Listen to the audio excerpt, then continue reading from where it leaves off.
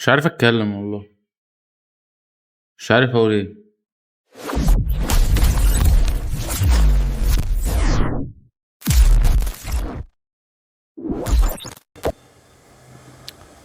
سيناريو غريب وعجيب يعني. يعني مبدئيا كده ازيكم. في بار الكلام هنتكلم عن حاجات كتير النهارده. يوم حزين طبعا على الكرة المصرية. يوم وحش. يعني بما اني زملكاوي يعني يوم وحش جدا عليا. ف الواحد مش عارف يبدأ منين. قدر الله ما شاء فعل. طبعا هي غلطة اول فخر. غلطة ملهاش اي 30 لازمة. احنا اللي بدأنا غلط. وكده كده احنا وصلنا لرجعت الحظ الترجيحية. يعني هي بالحظ كده كده. الحمد لله. الحمد لله بس يعني والله صعبان عليا الجمهور ده. الجمهور عمل اللي عليه وزيادة. يعني انا عايز الجمهور ما ياخد يعني يفرح بنفسه ما يزعلش. اه الزمالك خسر والبطولة راحت. بس الزمالك ما جمهور الزمالك حاجة كبيرة. عمل اللي عليه وزيادة. تعمل له شابوه. برافو عليكم يعني. بس النهارده هنتكلم طبعا على التشكيل. هنتكلم عن طريقة اللعب. هنتكلم ازاي الزمالك هو اللي خسر نفسه بنفسه. هو اللي حسس. يعني هو كانت في ايده كل حاجة. يعني كانت كل حاجة في ايده. هو كان ماسك الماتش من اوله. فاهمني.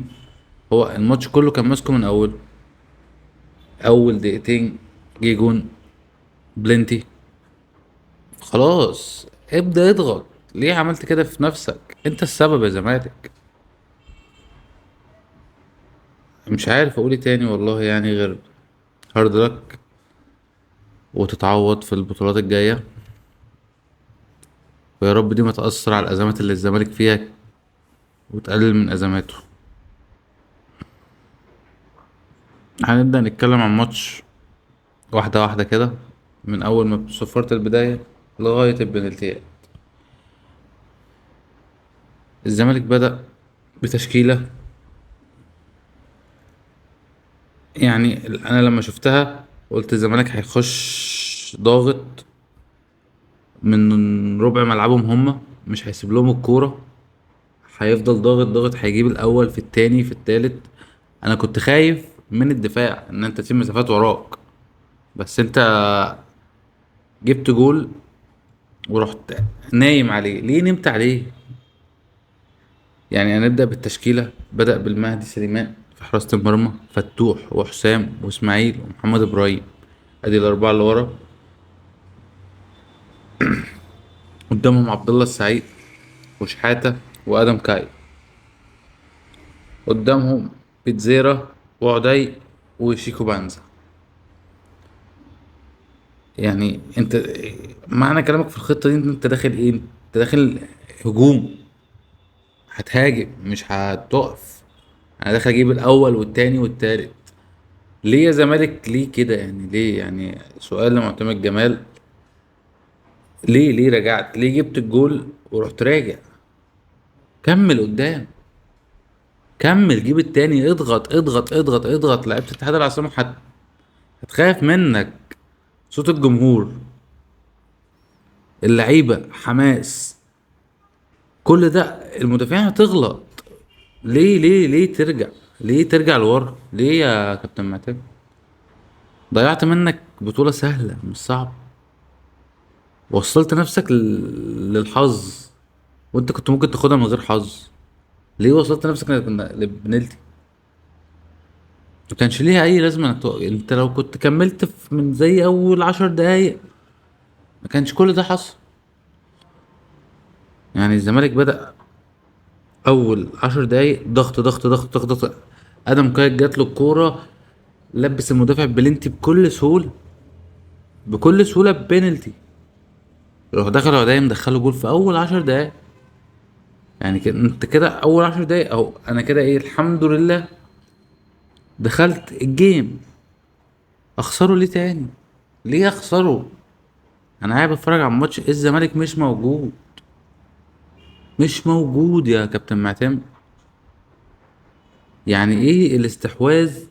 اشوفه 66 لاتحاد العاصمة مقابل 34 للزمالك على ارضك. انا كنت عايز ان انا بلعب في الجزائر مش في مصر. الجمهور كتر خير خير خيره. الجمهور يعمل ايه ولا ايه ولا ايه؟ ناقص انه ينزل يلعب. حصلت لك اصابة لمهدي سليمان في الاول، والحمد لله نزل محمد عواد وشال كور. شال كورتين. في كرة منهم ما تتشالش. انا مش عارف اقول ايه والله يعني. هو حرام. حرام حرام يعني. انت بدأت ضغط، كمل ضغط. الشوط الاول كله اللعب عطلان، اللعب واقف، اللعيب يقع، اللعيب لعيب بيطلع الكرة بره. ضربة المرمى بتاخد وقت فيها. اللعيبة بتلعب لورا. يا جماعة اضغطوا. ليه ما ضغطوش يعني؟ نفهم. ليه ما ضغطوش؟ ليه ما لعبتوش ضغط عالي عالي عالي عالي؟ بدل الكروسات كل اللعبة التانية كلها بتاعت اتحاد العاصمة. ليه وصلت نفسك لكده؟ ليه اتحاد العاصمة اي كورة كروس او اي كورة مرفوعة في الهواء مع الاتحاد العاصمة. طب انت استفدت ايه بالكور دي؟ انت كده استفدت ايه؟ فهمني. يعني انا حمدت ربنا ان الشوط الاول طلع 1-0 لينا بالمنظر اللي انا كنت شايفه. يعني هو في رياكشن كده كده هينزل ان شاء الله النهارده يا بكره. الواحد كان مستغرب. يعني انا مستغرب. انا ليه ادافع؟ ليه ما هاجمش؟ ما تقولش انك ما عندكش، لا انت امكانيات الهجوم عندك عاليه. معلش انت في الجزائر عامل ماتش اللعيبه. الهجوم عندك لا كان ياكل اي حد. فانا شايف انك كل تراجع تراجع تراجع لورا. ليه تراجع لورا يا كابتن معتمد؟ يا كابتن انت بتلعب في الزمالك، انت ماسك الزمالك. ده الزمالك يا كابتن. يعني انت بتلعب الزمالك بيهاجم على طول، الفرق التاني كلها اللي بتدافع قدامه. يعني لا قدر الله مش هينفع. الشوط الاول عدى بسلام. جه بدايه الشوط التاني برضو متراجع. اللعيبه بدنيا يعني كانت برضو في اسوأ حالاتها البدنيه. لو انا حاسس ان اللعيبه فتوح ما كانش عارف ياخد نفسه في الملعب. يعني انا خدت بالي لما طلع بياخد نفسه بالعافيه، خلاص مش قادر. طب ما كنت برضو انا مش فاهم انت ليه ما بداتش بمحمد السيد. محمد السيد لما نزل انت مسكت نص الملعب. محمد السيد لما نزل جنب شحاته وجنب عبد الله السعيد بعد ما طلعت ادم كاي، الزمالك مسك نص الملعب. يعني كان في اخر الشوط التاني كان الزمالك بيروح. ناصر ماسم ضيع هجمه في اخر الشوط التاني. الحمد لله هي قضايا يعني ربنا مش مكتوب لنا ان احنا نكسب البطوله. ف انا بصراحه انا زعلان. زعلان ان احنا ضيعنا بطوله اسهل ما يكون يعني. نادي اتحاد العاصمة ان ليس مش النادي اللي تخاف منه خالص. انت لو كنت معلش ضغطت، لو كنت بدأت التشكيل ضغط من بيت زيرو، شيكو بنزا ما كانش يبدأ. شيكو بنزا كان يبدأ الشوط التاني. كنت تبدأ بناصر، ضغط من بيت زيرو وضغط من ناصر وضغط من عدي على مدافعين اتحاد العاصمة. كان مدافعين اتحاد العاصمة غلطوا. مدافعين اتحاد العاصمة مش من المستوى العالي اللي انت متخيله. برضو اي كورة يعني هما مسكوا علينا الكورة. ليه احنا ما بنلعبش رجل لرجل؟ ليه اي كورة تيجي لحسين عبد المجيد، تيجي لاسماعيل، يروح شايطها، يروح كروس قدام، اي حاجة قدام. تروح جاي لعبة اتحاد العاصمة تاني واخدينها تاني ومكملين هجمات علينا. طب ليه؟ ليه نعمل كده في نفسينا يعني؟ طب ما نريح نفسينا. كنا نضغط نضغط نضغط، والله كنا هنجيب أول وكنا هنجيب التاني والتالت والرابع. بس قدر الله مش هينفع. الشوط التاني بدأت برضو ايه، متراخي، راجع لورا لغاية ما نزلت مين؟ محمد السيد وإيشو وناصر وزيف الجزيري. جددت المنطقة عشان انت كان عندك المنطقة دي فيها ناس خلاص بدنيا وقعت. عندك فتوح وقع بدنيا، محمد إبراهيم اتصاب في آخر الشوط، عبد الله السعيد برضو كتر ألف خيره، 41 سنة وبيأدي في الملعب بالشكل ده، يعني شابوه. يعني يعني أنا محظوظ إن عبد الله السعيد لعب لي، لعب في فريقي، كسب فريقي، بيلعب بمسؤولية، 41 سنة وبيجري في الملعب كله. عندي نقطة آدم كايت. يا آدم، أنت ليه ما بتضغطش؟ ليه بحسك بتجري ورا الكورة؟ فاهمني؟ يعني يا جماعة فاهميني، بيجري ورا الكورة. هو لعيبة اتحاد العاصمة معاه الكورة، هو بيجري على لعيبة اتحاد العاصمة، بصاها، ما بيضغطش عليه اللي هو أنا بجري وراه. دي برضو أنا عندي علامة استفهام، شفتها كتير. شيكو بانزا، شكرا. شيكو بانزا أنت ما ينفعش تلعب للزمالك. عندك لا مبالاة غريبة الشكل، ما بتحسش بالكورة، بتعمل أي حاجة. أنت تخيل لو يوم ما كنت بتلعب في الجزائر والكورة اللي جاتلك ورحت مشمع الجول وشايطها بكل استهتار، ليه؟ على فكرة هي السيناريوهات اللي خسرتنا السيناريوهات بتاعت الشوط الأول اللي كان في الجزائر. احنا كنا في الجزائر كنا ممكن نطلع غالبين 2-0، بس استهتار. انا شايف انه استهتار، مش شايف ان هو سوء حظ، انا شايف ان هو استهتار من اللعيبة. وبرضو كابتن معتمد جمال عليه برضو نسبة من الخسارة أكيد، يعني عشان الخوف اللي ملازمه دايما ده، لو أنا أجيب جول وأرجع، أجيب جول وأرجع.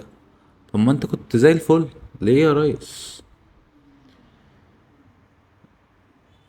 الشوط التاني، آخر شوط في الشوط التاني بدأنا نمسك كورة. ناصر منسي ضيع هجمة، سيف الدين الجزيري جات له هجمة، أنا مش عارف هو كان بيفكر في إيه. أنت بسيطها بكعبك لمين والإيه وفين؟ أنت عندك عين في ظهرك؟ أفهم بس، قول لي عندك عين في ظهرك؟ ما عندكش عين في ظهرك، انا ليه ما استلمتهاش لقدام؟ تفكير اللي هو الديفولت بتاع اي مهاجم. الكرة جايه لي انا استلمها والجون قدامي، ده الديفولت اي مهاجم اي بي سي. يمكن انت لازم اللي هو لا انا نعملها بالكعب. ادي هجمتين، ناصر منسي الحظ موقفه، ما فهو ما والله ما عارف اقولها. حظه كان وحش، ما توفقش فيها. والجزيري استهتار مش اكتر. بزيرة طبعا كان ممسوك من تومان، ما هوش كله كان بيضغط عليه، برضه ما كانش في مستواه. هو ده كان بيجري في الملعب وكان هو اللي في الملعب، يلا يا جماعة اضغطوا اضغطوا اضغطوا، مش عارف هو اللي كان بيتكلم في الملعب يقول لهم اضغطوا معايا.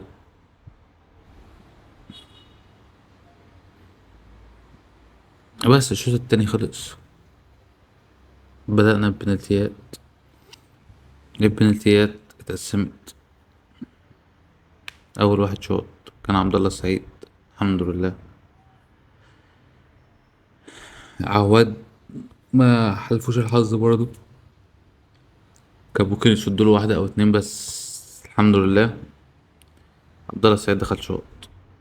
حسام عبد المجيد دخل شوط، ايشو دخل شوط، وبصراحة انا كنت مخضوض ان ايشو دخل شوط. كنت الضربة الوحيدة كنت خايف منها، كنت حاسس انها هتضيع، بس الحمد لله دخل وشاطها راجل. سيف الجزيري دخل وشاط، ناصر منسي دخل وشاط وشاطها بعالمية. ألفينا بيتزيرا شاط، محمد شحاتة شاط بس حظه ما كانش حلو فضيعها، وهم دخلوا الكورة، فالحمد لله وقدر الله ما شاء فعل. الزمالك خسر الكونفدرالية، خسر ال4 مليون دولار، هياخد 2 مليون دولار بس. طبعا مش هيحل كل مشاكل الزمالك، عشان الزمالك مشاكله أكبر من كده بكتير، بس الواحد كان على أمل إن الزمالك يكسب عشان دي هتحل جزء كبير من المشاكل، بس قدر الله ما شاء فعل. الحمد لله. نركز بس في الدوري، عشان الدوري يوم الخميس انت هتلعب سيراميكا، فسيراميكا لازم يعني اكسبها وخد الدوري بقى. خدت واحدة من اتنين، عشان انا خايف من السيناريوهات يا كزمالك. السيناريو ده انا عارف في الخميس اللي هيحصل، فيا رب يا رب يا رب تخيبوا ظني، ما تبقاش 0 من 2، تبقى 1 من 2. وهارد لك يا شحاتة، يعني دي رسالة مني ليك، يعني هارد لك. انت اديت اللي عليك وعملت اللي عليك، وكانت ظروف، كنت في ظروف وحشة، وفاة والدك وانت في الجزائر ومش عارف ترجع حتى تاخد عزاه، وجيت وكملت وجيت على نفسك وجيت القاهرة وكملت. هو ربنا مش رايد يا ابني، بس انت عملت اللي عليك وزيادة. شكرا جمهور الزمالك، شكرا لعيبة الزمالك، شكرا كابتن معتمد، عملتوا اللي عليكوا كل حاجة، كلكم عملتوا اللي عليكم. بس كان في سنة كمان كده اللي هي الخوف بس. لو الخوف ده كان راح كانت أحسن وأحسن وأحسن.